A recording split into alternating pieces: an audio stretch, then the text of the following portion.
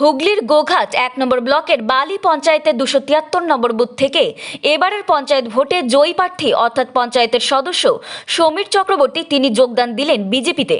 দৌলতপুর সাংগঠনিক জেলা কার্যালয়ে বিজেপির সাংগঠনিক জেলা সভাপতি তথা পুরসরার বিধায়ক বিমান ঘোষের হাত ধরে নির্দল সদস্য সমীর চক্রবর্তী বিজেপিতে যোগদান করলেন। সদ্য বিজেপিতে যোগ দেওয়া নির্দল প্রার্থী সমীর চক্রবর্তী বলেন, আমার দাদা মদন চক্রবর্তী প্রথমের দিকে তৃণমূল করতেন, সিপিএমের হারমাদের হাতে খুন হতে হয়েছিল। দাদার পরিবারে তারপর থেকে তৃণমূল কোনো সম্মান দেয়নি, এটা আমার মনে হয়েছে। এরপরেই সিদ্ধান্ত নিই আমি নির্দল থেকে ভোটে দাঁড়াবো এবং 23-এ ভোটে এবারে পঞ্চায়েত নির্বাচনে জয়ী হয়েছি। দুর্নীতির সাথে আপোষ না করে আমি বিজেপিতে যোগদান করলাম। মোদিজির আদর্শে অনুপ্রাণিত হয়ে মানুষের পাশে থেকে কাজ করব এলাকার মানুষের জন্য। Video report, target Bangla news.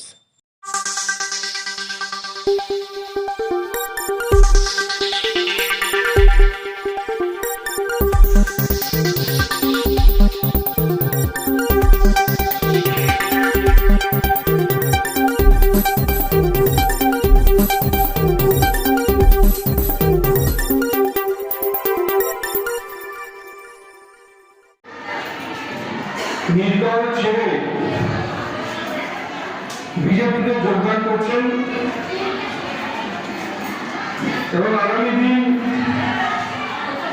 মোদীজির হাতকে শক্ত করার জন্য আরামবাগ লোকসভা কেন্দ্রে বিজেপিকে জেতানোর জন্য উনি যেই গ্রামের সম্মানীয় সদস্য ওই গ্রামের মোদীজির উন্নয়নের কাজ করবেন।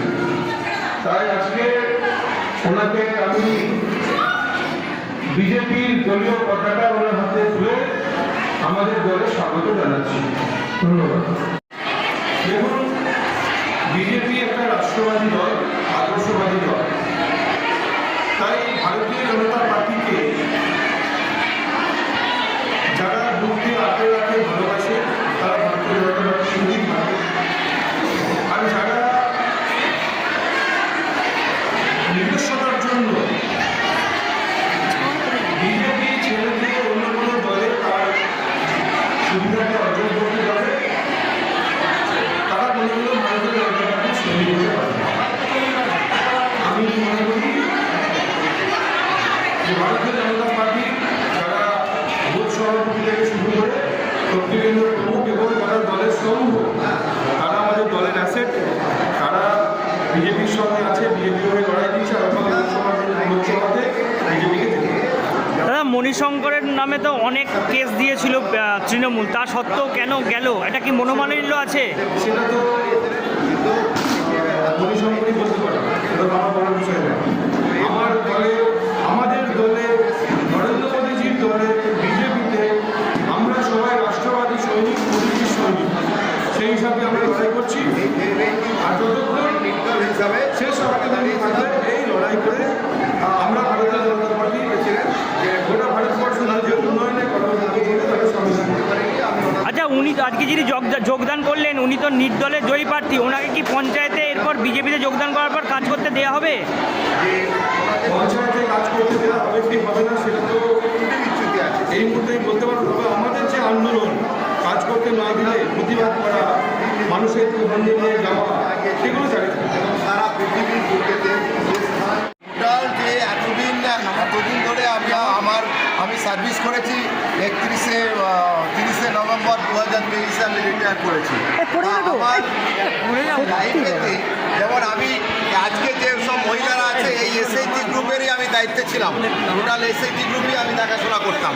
তো আমি দেখেছি যে এখানেতে কিন্তু যে সুস্থভাবে যে মানে ব্যবস্থাটা চালানো, সেখানেতে কিন্তু অনেক ত্রুটি বিচ্যুতি আছে। তো আমার মনে হয়েছে যে সারা পৃথিবীব্যাপী যে পর্যায়টা আমাদের ভারতবর্ষে এখন স্থান অধিকার করেছেন মোদিজির নেতৃত্বে, সেই স্থানটা যাতে সুস্থভাবে থাকে সেই জন্যই ওনার হাতটাকে শক্ত করার জন্য আমি কিন্তু নিজে থেকে স্বেচ্ছায়তে আজকে বিজেপিতে জয়েন করলাম। আমি ভোটে জিতেছিলাম মাত্র 23 ভোট।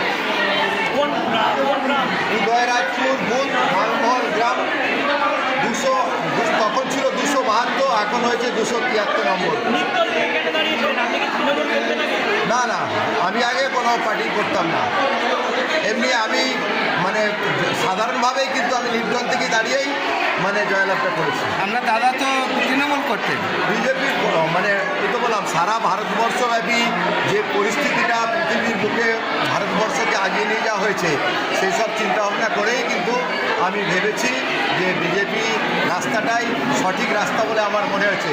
এই রাস্তা ধরে যদি গ্রামের মানুষদের আগিয়ে নিয়ে যাওয়া যায় তাহলে কিন্তু আরও উন্নয়ন হবে, আরও সুস্থভাবে মানুষ চলাফেরা করতে পারবে। সেই জন্যই কিন্তু আমার বিজেপিতে জয়। বলছি দাদা, আমরা দাদাই তো তৃণমূল করতো, কি বলবেন এই বিষয়ে? তখন কিন্তু বিজেপি এবং তৃণমূল কোঅপারেশন ছিল, সেই অনুযায়ী কিন্তু আমার দাদা 98-এ বালিজিপি প্রধান হিসাবে দাঁড়িয়েছিলেন, কিন্তু সিপিএমের হারবাদ বাহিনীর হাতে উনি মারা যান। কিন্তু মানে উনি আর মানে মারা যে গেছেন সেইটার প্রতি যতটুকু সম্মান জানানো উচিত সেই সম্মানটা উনি ওখানে পাননি, এটা আমার মনে হয়েছে। সেই জন্যই আমি কিন্তু ওই মানে নির্দল থেকে আমি একটা প্ল্যাকেটে লিখেছিলাম যে মদন চক্রবর্তীর আশীর্বাদ ধন্য সমীর চক্রবর্তী গ্রাম পঞ্চায়েতের প্রার্থী হিসেবে দাঁড়িয়েছি। এছাড়া আমি বেশি কিছু প্রচার করিনি, সাধারণভাবেই কিন্তু আমি জয়লাভ করেছি।